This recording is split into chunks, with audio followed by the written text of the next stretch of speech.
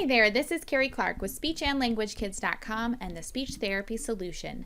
Today I'm answering a question about how to make 5-minute speech sessions work in a busy school. So the person who asked this is complaining that their school, like the hallways, are much too noisy and distracting to do sessions out in the hallway. So how do you do 5-minute sessions without having to take the children all the way back to your speech room, which takes more time and then you can't get as many kids in? So we're going to talk about some strategies today. If you don't know what I'm talking about with the 5-minute speech sessions, you can go over to my website and just search for 5-minute speech and you will find an entire article on how to do this. It's basically where you take the same kids that you would have had in a 30-minute group and you put them in 5-minute blocks during that 30 minutes. And instead of taking them to the speech room, you're supposed to just do it right out in the hallway right next to their classroom. And the idea is that since it's one-on-one with each kid, they're going to get more reps in and they're going to make faster progress than if they were in that group. And they also have to, they're missing less class time because they're getting 5 minutes instead of 30. So that's just the overall, but there's a bunch of research behind it and all that, so you can check that out. But some strategies to get it done without a ton of transition time. So obviously pulling out right outside into the hallway is going to be ideal. If it is too busy, see if you can try creating kind of a barrier around you guys. There are poster boards that are tri-fold and they're pretty tall too.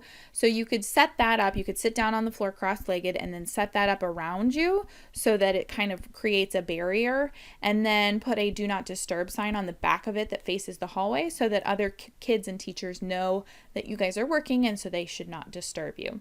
Now that's not always going to work, but it's worth a shot if you have this situation that would allow you to do it.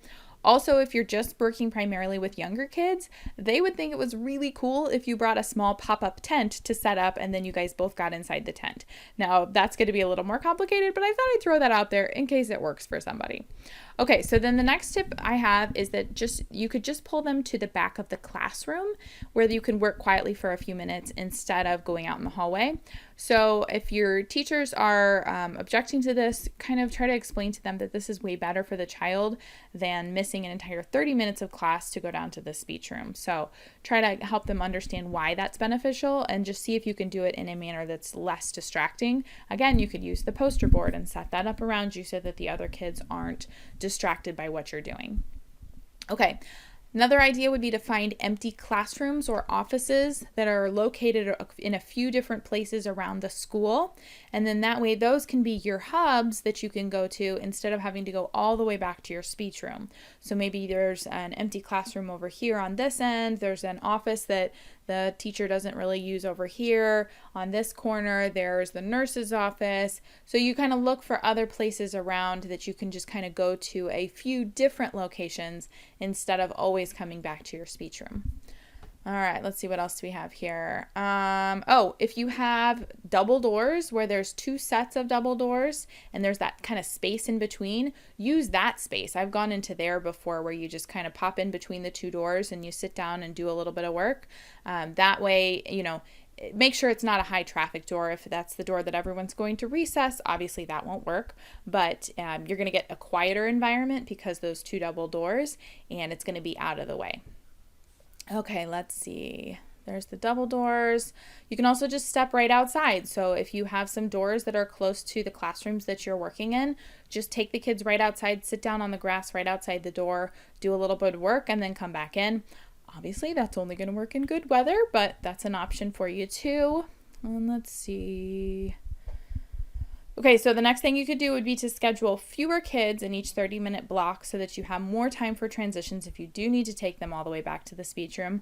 Obviously, that's not ideal, but I'm throwing it out there in case that's what has to happen.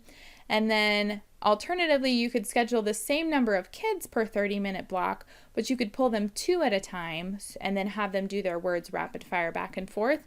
So they're still getting more reps than they would have got in the group of 3 or 4 or 5 kids. But you're having fewer sessions per 30-minute block, so you have more transition time.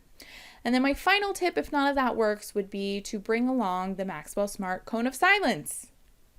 Okay, that one's just silly. But anyway, that's what I have for you. I hope that helps. If you guys have any questions or if you have any tips that have worked for you, go ahead and leave those in the comments below, and I will get back to any questions as soon as possible.